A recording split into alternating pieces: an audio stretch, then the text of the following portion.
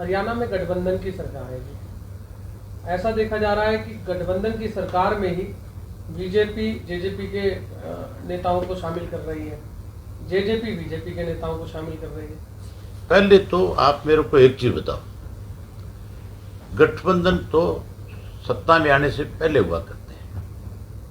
सत्ता में आने के बाद जो गठबंधन है वो गठबंधन नहीं है, वो स्वार्थ है। वो एक सरकार बनाने का जरिया है, तोड़ फोड़ का तरीका है। ये तो ठगबंधन है, इसको आप गठबंधन कैसे कह सकते हो? आप जो लोग आपके सामने गठबंधन की बात करते हैं, चाहे बीजेपी चाहे जेजेपी, उनसे ही तो पूछ लो कि चुनाव से पहले तुम्हारी भाषा क्या थी।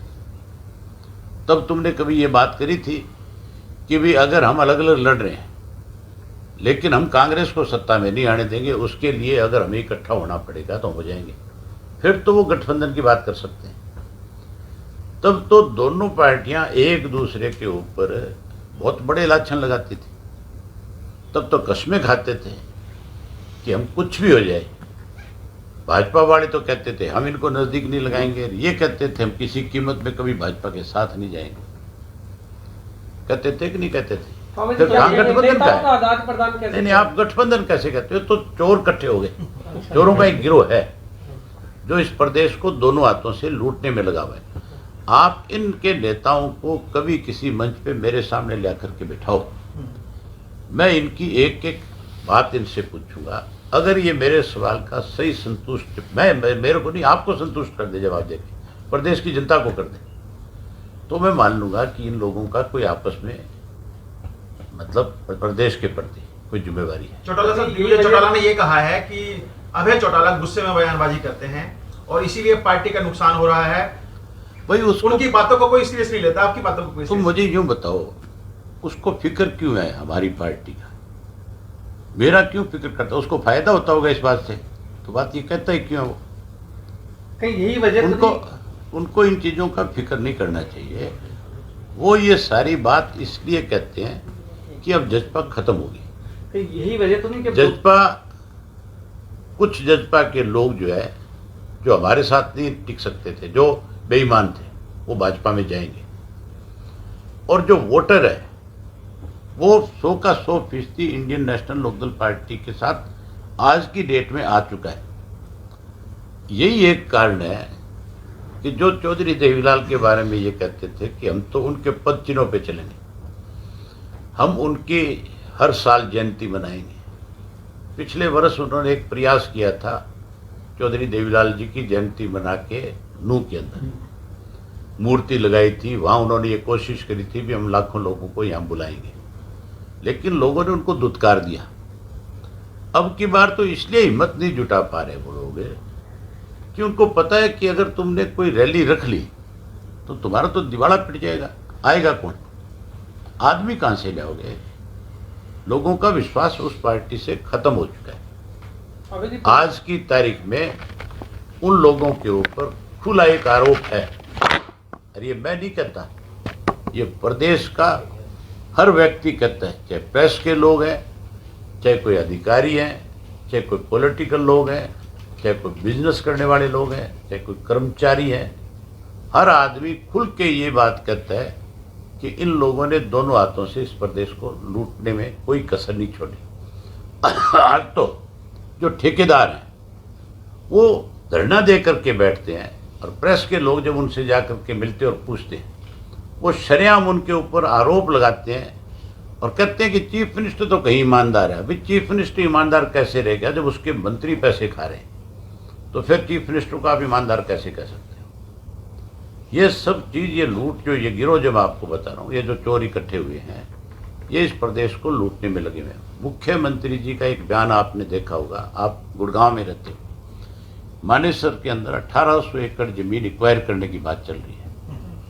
मुख्यमंत्री से जब वो लोग मिले जाकर के उस मानेसर के इलाके के, भी आप हमारी जमीन किस लिए एक्वायर कर रहे हो? बड़ी हमारी जमीन तो पिछली गवर्नमेंट ने छोड़ रखी है, हम इसमें मुश्किल से अपना गुजारा चला रहे हैं, कोई खेती कर रहे हैं, छोटा मोटा अनाज पैदा कर रहे हैं, हम कौन से इसको कोई कॉमर्शियल करवा रहे हैं?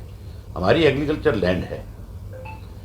उनको मुख्यमंत्री जी कहते हैं कि हरियाणा पे 3 लाख करोड़ का कर्ज है, मैंने कर्ज उतारना है। मैं कैसे कर्ज उतारूंगा? मैं तो तुम्हारी जमीन एक्वायर करूंगा सस्ते में, इसको महंगे में बेचूंगा।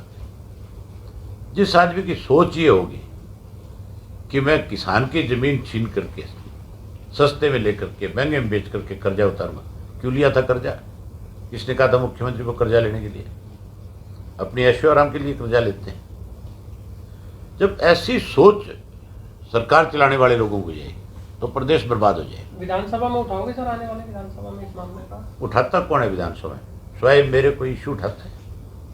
आज तक जितने मामले हैं, जितने घोटाले इस प्रदेश में हुए हैं, केवल और केवल मेरी कॉलिंग अटेंशन या मेरा काम रोको प्रस्ताव लगा है। बाकियों ने तो मेरी नकल करी है। जब मैं अपनी तरफ से कोई कॉलिंग दे देता हूं तो वो फिर उसके अंदर अटैच करते हैं अपने आप को, बाद में पीछे से देते हैं कि लेकिन दिग्विजय का इसमें बयान आया है। मैंने पहले दिन से, ये सब फजूल की बात है, मैंने पहले दिन से एक बात कही थी कि ना तो हमने उनको निकाला था पार्टी से, वो छोड़ करके गए, ड्रामे किए उन्होंने। कोई अनुशासनहीनता करेगा, उन्होंने करी, कल अगर पार्टी में मैं करूं, मेरा बेटा करे या पार्टी में कोई और पदाधिकारी करे, उसको भी बाहर कर देंगे, नहीं रखेंगे पार्टी में। कोई अनुशासनहीनता सहन नहीं होगी इस पार्टी में। इस पार्टी में पहला फैसला है कि जो पार्टी के खिलाफ अनुशासनहीनता करेगा उसको हम पार्टी में नहीं रखेंगे। माफी सुन लो, एक मिनट पहले बात सुन। उसके बाद मैंने ये कहा था कि मेरा कोई विवाद नहीं है इनके साथ। मेरा तो नाम लेकर के लोगों को गुमराह करते हैं सारा दिन। विवाद तो चौटाला साहब पार्टी के सुप्रीमो है। चौटाला साहब ने पार्टी से निकाला। उन्होंने जब अनुशासनहीनता उनके सामने करी तब उन्होंने ये फैसला लिया। उन्होंने उनको बाकायदा तौर पे लेटर लिखी थी कि वो जवाब दें। वो जवाब देने की बजाय बलि का बकरा बनना चाहते थे, भी हमें निकाल दिए। तो मिले हुए थे भाजपा के साथ बहुत लंबे समय से, ये बिके हैं वहाँ पे भी। ये फिर जब चले गए 3 साल तक इन्होंने ये नहीं कहा माफ़ी मांग लें।